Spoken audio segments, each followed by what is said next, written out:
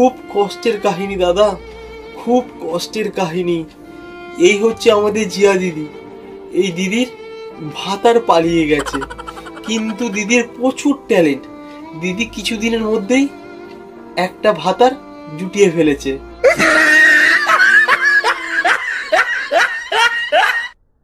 बड़ा हरामी हो बेटा।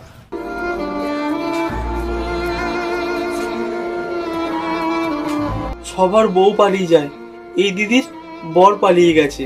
তো আজকে এটাই দেখবো, জিয়া দিদির ভাতার কিভাবে গেল কাতার, আর জিয়া দিদি কিভাবে পেল নতুন ভাতার।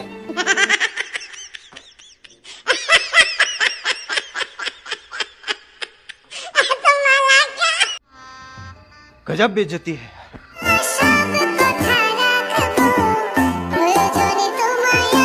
আমাদের এই জিয়া দিদি একটা ছেলেকে খুব ভালোবাসতো।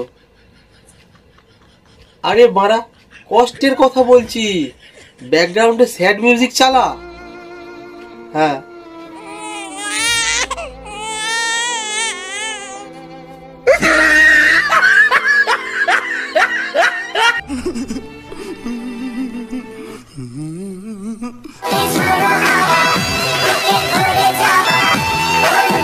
আমাদের এই জিয়া দিদির ভালোবাসা এতটাই গভীরে ঢুকে যায় যে জিয়া দিদিকে বিয়ে করতে হয়।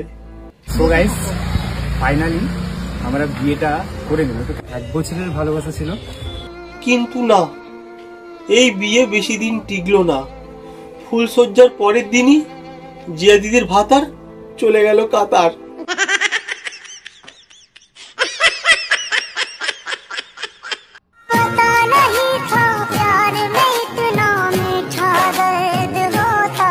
তো আমাদের এই জিয়া দিদি হার মানল না, কাতার থেকে ভাতারকে ফিরিয়ে আনার জন্য ছট পুজো করলো।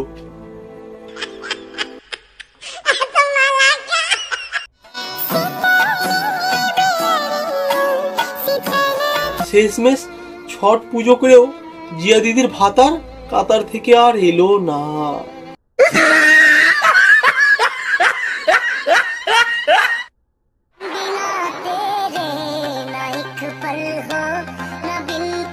অবশেষে আমাদের এই জিয়া দিদি খুব কষ্ট পেল, আর সোশ্যাল মিডিয়াতে কষ্টের রিলস বানাতে শুরু করে দিল।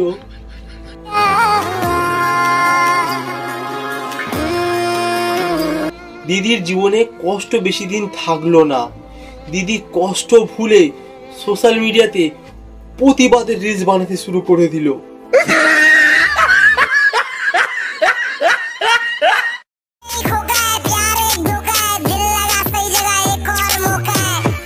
এই প্রতিবাদের রিলস করতে করতে দিদির জীবনে আবার প্রেমের ফুল ফুটলো, আর দিদির জীবনে এলো দেব।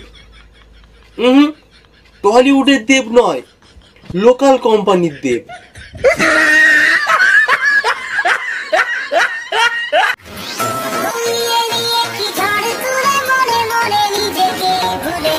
তারপর দিদি আমাদের এই লোকাল কোম্পানির দেবের সাথে সেকেন্ড ইনিংস খেলা শুরু করলো।